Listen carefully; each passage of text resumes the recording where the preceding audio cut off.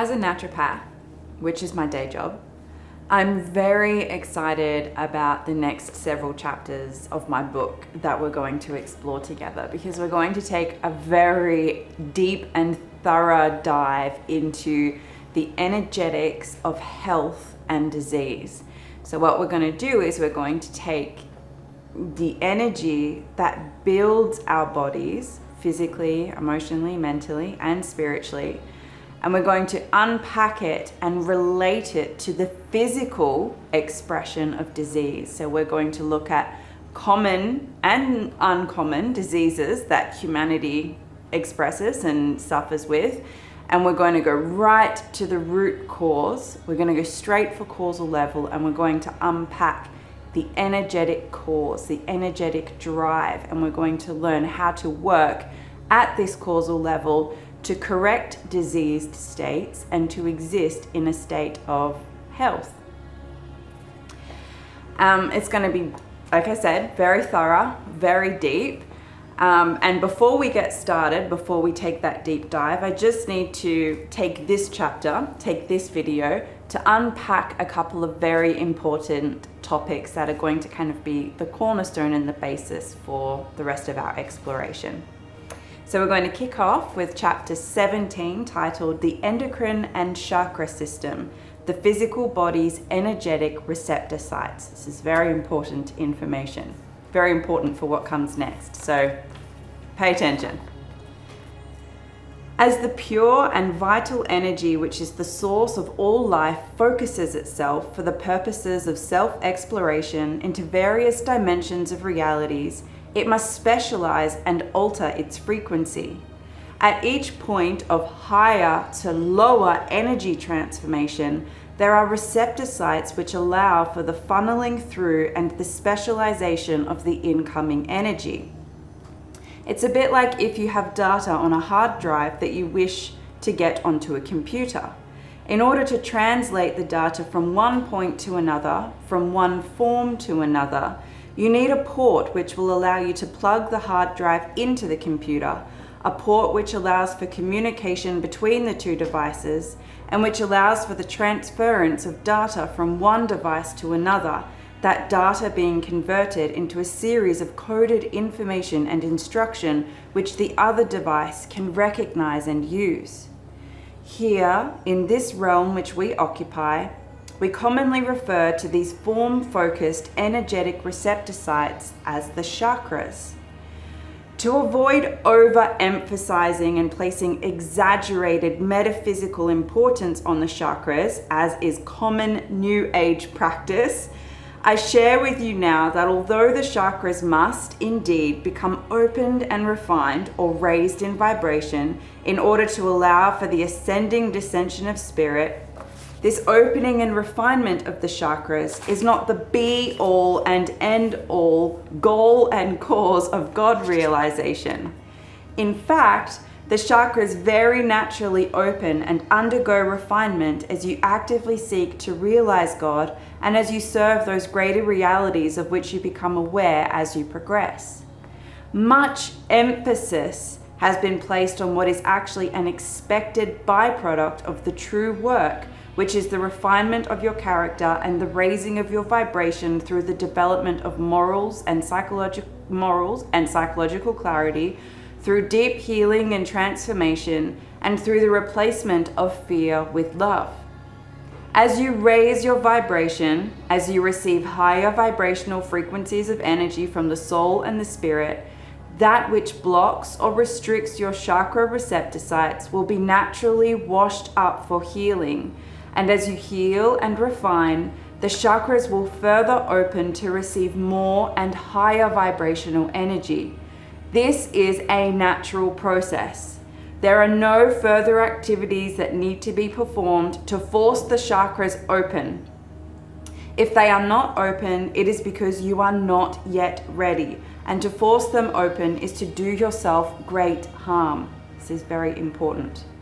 Forcing your bodies to receive energy of a vibration which the bodies are not prepared for can cause very real damage to these bodies.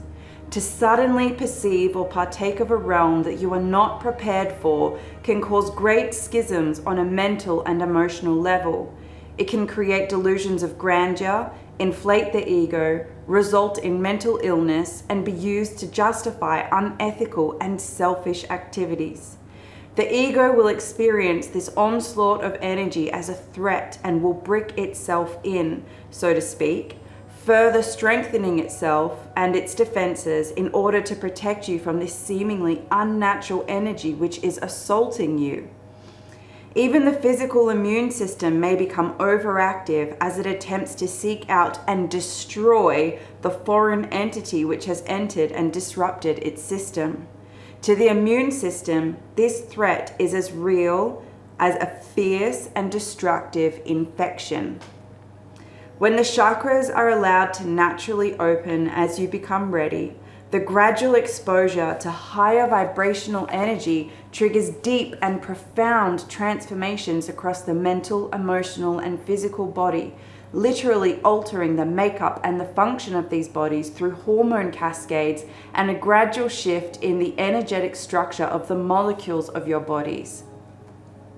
To let this unfold naturally is stretchy, but also beautiful and wondrous. To experience the systematic unfoldment into the mind of God and the systemic transformation that occurs as you become an embodiment and expression of what you discover along the way is a graceful and joy-filled process. To force this, or to suddenly burst through the discerning filters of your chakras, is brutal to the bodies. Certainly, it can be temporarily exquisite as you initially get high on the energies which flow through you, but it blows out and alters the receptor sites in such a way that true natural transformation and alteration becomes difficult as these centers almost scar over and calcify to try and keep themselves from being continuously exploded open. If you wish to experience deep and lasting and profound change and to not end up a spiritual cripple, only able to go so far, unable to bridge the seeming gap between the higher and the lower, then try to avoid trends which distract from and ultimately interfere with the real and ancient work of transformation. As a side note, I also wish to point out here that recreational drug use, including the use of psychedelics, has a similar effect at the chakra receptor sites, causing them to scar over and to calcify and altering the receptor sites themselves as they become programmed to respond to the foreign chemicals which flood your endocrine system.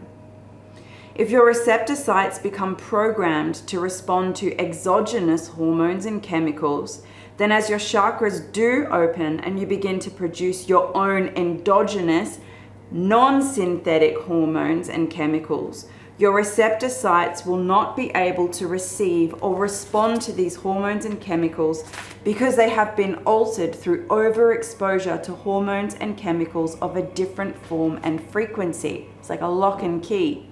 You mess up the lock by putting in the wrong key.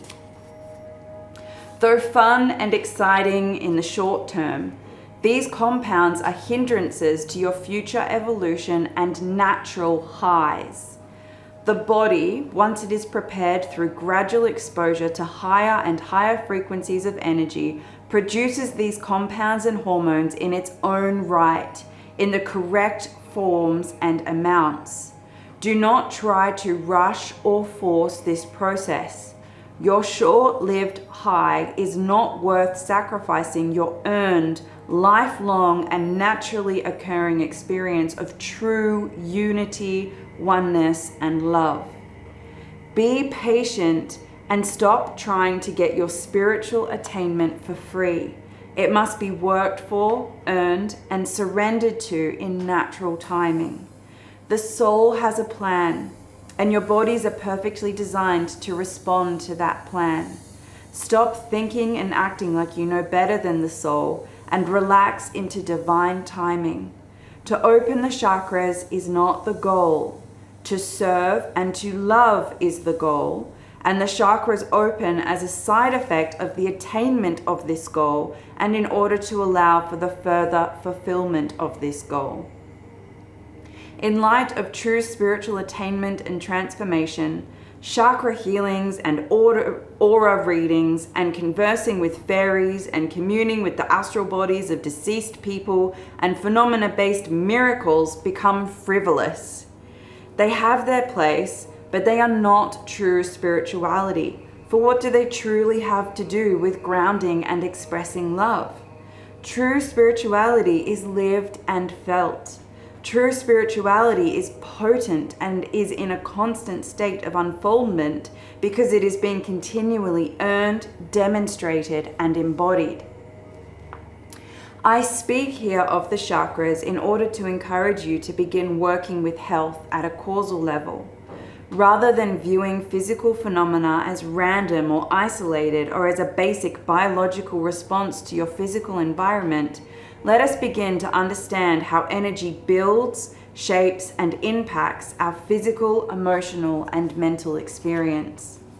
By understanding the frequencies of energy which build, influence, and flow through your bodies, you enable yourself to recognize when these frequencies are in a state of disharmony, resulting in dis-ease, and you begin to be able to recognize those frequencies which will enable harmony and healing. When you recognize that your physical body is the externalization of your internal reality, you empower yourself to go within, seeking out those beliefs, expectations, emotions, and thoughts which are the cause of your suffering. You begin to recognize that you are not a victim, that the energy and the ability to heal is within you, has in fact been within you all along.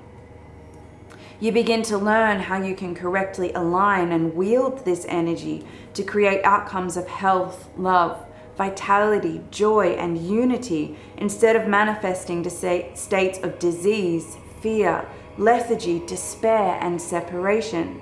You can begin to actively and deliberately facilitate and co-create the phenomena of your life to unlock the potential of the soul and the natural body. The phenomena have a birthing place. Let us go straight to that source and begin working with ourselves at an energetic and vibrational level. Each of your bodies has its own chakra system. Of course, this is necessary for the transference and communication of energy across the various dimensions and realms of your being. These are the sites at which you plug in to yourself. Everything which exists has its own chakras. Even the planet has chakras. These are the points at which the energetic being, Gaia, enters and pours forth into her physical body. As humans, we recognize these chakras. These are places of great and intense energy filled with life force and inspiring mystical feelings of awe, connection, and inspiration. We flock to these sites, healing ourselves and reconnecting with our source. These are our sacred sites. We tend to build monuments and temples and holy cities in these places. We preserve them out of love and respect for their natural beauty. Sometimes we even fight over them when we seek to own them, believing that the energy which fills that place can somehow belong to us. For as long as humans have walked this earth, we have worshipped at these sites. We have worshipped the nature energies themselves. We have worshipped the earth, the sun, the moon, the air, the water, the soil, fire, and the various gods. We have performed sacred rites, cast spells, meditated, prayed, made sacrifices, begged forgiveness, engaged in ceremony, bathed, danced, sung, loved, birthed, celebrated, and thrived in these places because we have recognized the great energy which dwells there. Your chakras are also sacred sites of profound energetic activity. They are your own sites of communication with God and with the natural world. The energy which builds and sustains you pours through these centers, reminding you of yourself, connecting you with all that is. They are your own personal points of contact and communication. Though your chakras are multidimensional and numerous, For our purposes, I will provide an explanation only of the 7 most major chakras of your physical body, focusing mainly on the first 4 chakras. It is unnecessary to speak of higher dimensional chakras because our healing must be done here on the ground, and most are not yet ready for this extent of multidimensional healing. At this point in our evolution, most of humanity has only 2 or 3, sometimes 4, and very rarely more chakras activated and open. There is still great healing which needs to happen individually and collectively at these sites to bring these frequencies of energy into balance. We have plenty to work with for much time to come, simply by focusing on the 7 major chakras of the physical body. The chakra system's physical counterpart is the endocrine glands. The chakras receive energy from the higher bodies and then transfer this energy to the physical body as coded messages or inspirations through the major endocrine glands. At the site of the endocrine glands, there are etheric receptor sites which receive energetic impressions from the emotional, mental, and soul bodies. And this energy is translated into data which the body can interpret. That data being hormones which cascade and pour forth into the body, providing information which is then translated into a biological response. Your hormones provide instructions for the body. External environments as well as external instructions and impressions are perceived, received, and interpreted, and hormone production is triggered in order to evoke an appropriate response in the physical body. Your hormones, working closely with your nervous system, tell your DNA and your cells how to behave, altering both the biochemical and the biological habitat of your body. Based on the data received at the endocrine glands, certain DNA sequences can be acted upon to express, whilst others can be shut down or minimized. Every activity in your body is directed by the endocrine glands and the hormones present in your body. Your hormones are little coded messages, little packets of instructions that are constantly moving about in your body, facilitating every process right from your growth, your reproductivity, your moods, your digestion, your breathing, your heart rate, your detoxification, right down to the health and activity of every organelle in every one of your cells. It is believed that the endocrine system is a somewhat closed system, mostly responding to the internal state and environment of the body. But the endocrine system is much more multidimensional than that. It is the externalization, or the organs, of your energetic receptor sites in direct communication with your higher or energetic bodies.